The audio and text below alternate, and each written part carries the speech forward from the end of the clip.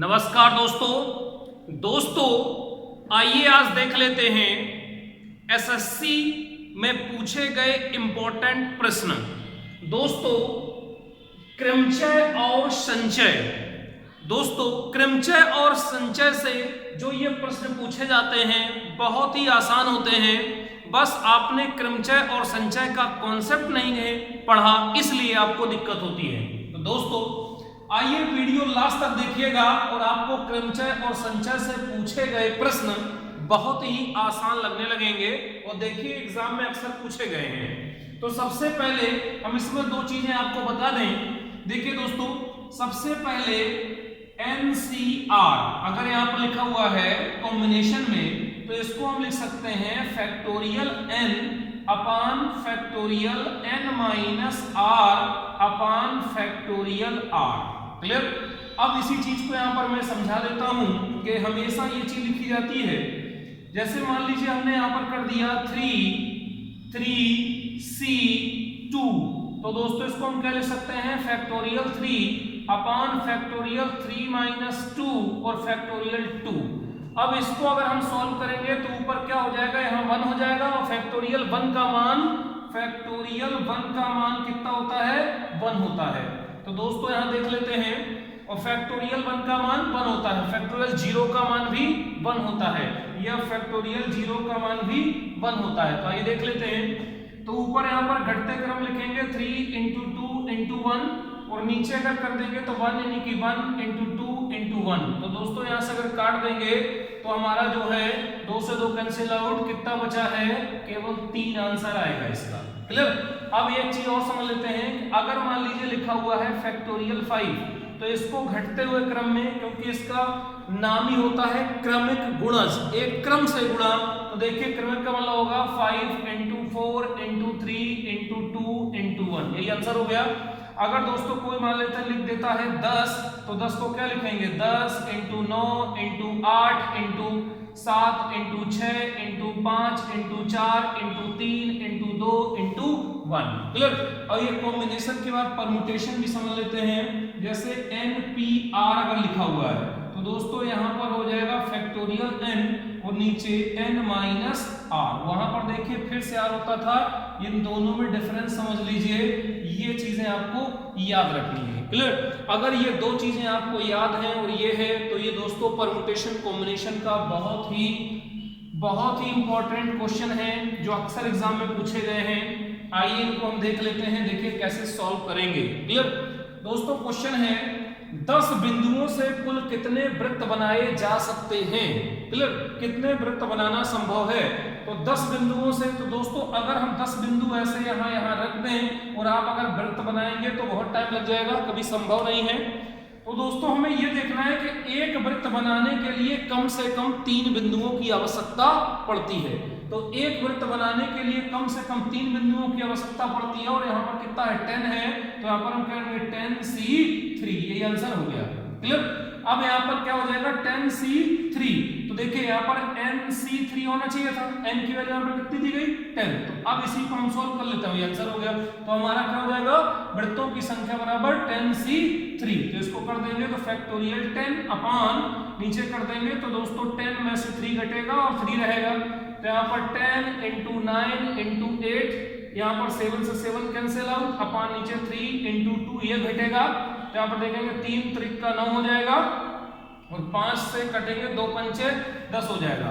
तो यहाँ पर 5 तिया कितना हो जाएगा, 15, और नहीं 8 से गुणा कर देंगे इसमें, तो 15 से कर देंगे, तो 8 × 45 की 0, 8 × 45 की 0 हासिल 4, और यहाँ पे कर देंगे तो 8 × 8, 9 10 11 12। तो यहाँ पर कितना हो जाएगा, 120 क्या बनेंगे, वृत्त बनेंगे। क्लियर? अब देखिए दोस्तों इसी में एक और क्वेश्चन देखिए पूछा गया था, वो भी हम आपको बता दे रहे हैं।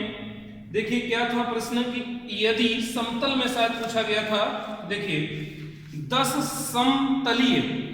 समतलीय और असंरेखीय बिंदुओं से कितनी रेखाएं खींची जा सकती हैं। तो दोस्तों रेखा है, अगर मान लीजिए ये A और B के बीच में रेखा खींचना है तो 2 पॉइंट होना चाहिए, एक रेखा के लिए 2 पॉइंट कंपलसरी है।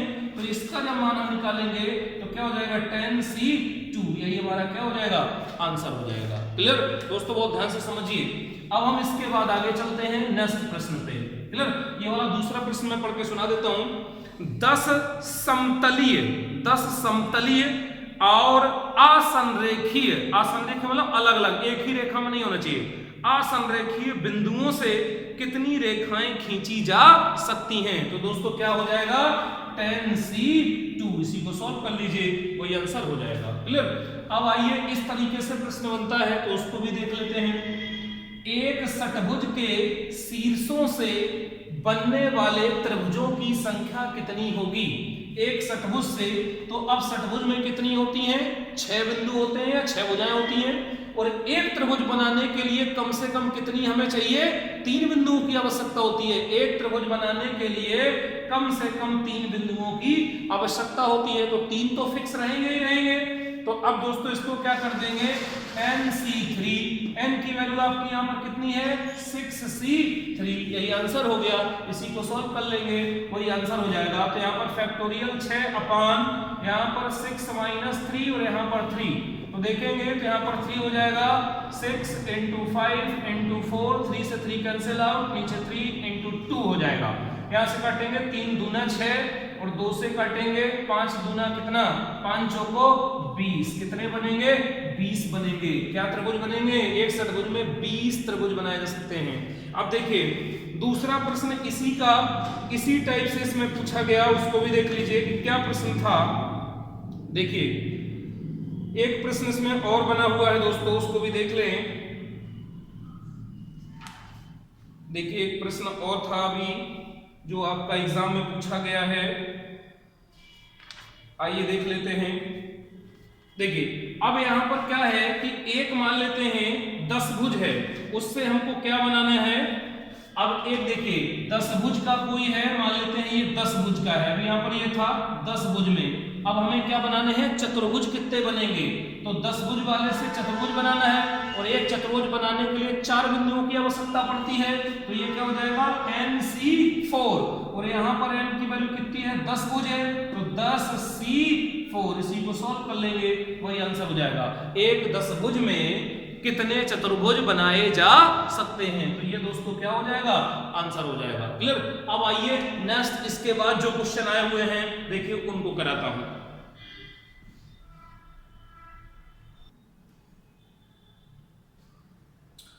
आइए दोस्तों और देख लेते हैं जो एग्जाम में क्वेश्चन आए हुए हैं। देखिए एक समतल में दिए गए 11 बिंदु, एक समतल में 11 बिंदु हैं जिनमें से 5 एक रेखीय हैं, जिसमें से 5 एक रेखीय मतलब एक ही रेखा में हैं, से बनाए गए त्रिभुजों की संख्या ज्ञात कीजिए। अब आप जानते हैं कि टोटल 11 बिंदु हैं और एक त्रिभुज बनाने के लिए हमें 3 बिंदुओं की आवश्यकता पड़ती है। तो दोस्तों क्या हो जाएगा 11C3 टोटल बनाएंगे। अगर 11 बिंदु हैं और 11 बिंदु से अगर हमें त्रिभुज बनाने होते तो क्या बनता 11C3, अभी जस्ट ऊपर बताया हूं। लेकिन इसमें 5 संरेखी हैं, 5 एक रेखा में हैं, तो उनसे तो त्रिभुज बनेगा नहीं, तो उससे हम क्या कर देंगे लेस कर देंगे 5 बिंदु 5C3, इसी को सॉल्व कर लीजिएगा, वही दोस्तों क्या हो जाएगा आंसर हो जाएगा। क्लियर, ये टोटल अगर 11 बिंदु हैं, अगर 11 और 3 बिंदुओं की आवश्यकता पड़ती है, तो अगर 3 को कर देंगे तो टोटल बन जाएंगे, और टोटल में से क्या है 5 संरेखी हैं, तो 5 संरेखी कर देंगे तो क्या हो जाएगा जो बचेगा वो उतने ट्रायंगल बनेंगे। ये आंसर हो गया, तो इसका आंसर इसको आप लोग सॉल्व कर लीजिएगा। नेक्स्ट और देख लेते हैं। देखिए जैसे एक क्वेश्चन और स्टैंडर्ड और बढ़ता चला जा रहा है, पीसीएस में शायद आया हुआ है। देखिए यदि 13 समतलीय बिंदुओं में से 13 समतलीय बिंदु, एक समतल में 13 बिंदु हैं, बिंदुओं में से 4 समरेखी हैं, 4 समरेखी बिंदु हों, तो इनसे बनने वाली सरल रेखाओं की संख्या कितनी होगी।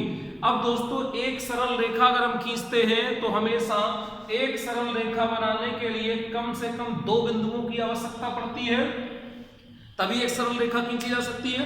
अब जरा देखो, तो जैसे ही हमने इसको किया तो टोटल बिंदु कितने थे 13, और गिरना क्या है सरल रेखा किससे बनती है C2, तो ये क्या हो जाएगा 13 13c2 माइनस ये संरेखी है तो ये क्या हो जाएगा 4c2।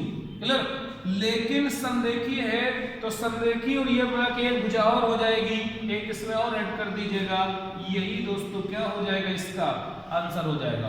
इसको सॉल्व कर लीजिए। यहाँ पर 13c2 टोटल बनेगी रेखाएं और ये इसमें से संरेखी हैं तो इसको घटा देंगे और पूरी रेखा क्या हो जाएगी, एक रेखा में एक जोड़ देंगे, वही क्या हो जाएगा, आंसर हो जाएगा। क्लियर? तो दोस्तों उम्मीद करता हूं कि इस तरीके के प्रश्न आपको समझ में आ जाएंगे। आइए एक दो और देख लेते हैं।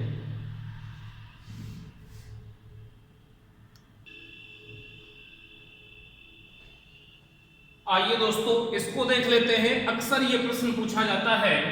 देखिए इसके कई तरीके हैं, लेकिन क्रमचय और संचय से कैसे लगेगा। देखिए 10 व्यक्ति एक दूसरे से हाथ मिलाते हैं तो कितनी बार हाथ मिलेगा। तो दोस्तों 10 व्यक्ति हैं, जैसे मैं छोटे समझाता हूं। मान लीजिए 5 व्यक्ति हैं, 1 2 3 4 5 व्यक्ति हैं। क्लियर? तो अब बताइए कोई स्वयं से तो हाथ मिलाता नहीं है, तो ये इससे हाथ मिलाएगा, इससे हाथ मिलाएगा, इससे हाथ मिलाएगा और इससे हाथ मिलाएगा। कहने का मतलब है ये 4 हो गया। अब ये चाहे इससे मिलाए या इससे मिलाए, बात तो एक ही है। तो ये दोस्तों इससे मिलाएगा, इससे मिलाएगा और इससे मिलाएगा, तो ये कितने बार, 3 बार। अब देखो ये इससे भी मिला चुका है, इससे भी मिला चुका है। अब ये किससे मिलाएगा, इससे मिलाएगा और इससे, ये क्या बार, 2 बार। ये देखो इससे भी मिला चुका है, इससे भी मिला चुका है और इससे भी मिला चुका है, तो ये कितनी बार मिलाएगा, सिर्फ इससे 1 बार। सभी को जोड़ देंगे, वही आंसर हो गया। 4 3 7 7 8 9 और 1 10। क्लियर? अगर 5 लोग होते तो 5c2, क्योंकि हाथ मिलाने के लिए कम से कम 2 लोगों की जरूरत पड़ेगी आपस में, तो 2 लोगों की। तो इसको जब सॉल्व करेंगे परम्यूटेशन से तो ये क्या हो जाएगा, फैक्टोरियल 5 अपान, यहाँ कर देंगे तो घटेगा तो कितना बचेगा 3 और यहाँ पर कितना बचेगा 2। तो यहाँ पर 5 into 4, 3 से 3 कैंसिल आउट 2, तो यहाँ से काटेंगे 2 दूना 4 5 दूना 10, तो भी आंसर कितना आएगा, 10 आएगा। राइट? अब जरा देख लेते हैं कि जो यहाँ पर चीजें हैं, अगर 5 व्यक्ति थे तो हमने बता दिया। अब दोस्तों 10 व्यक्ति हैं तो क्या हो जाएगा, 10c2, यही आंसर हो गया। इसी को सॉल्व कर लीजिएगा। क्लियर?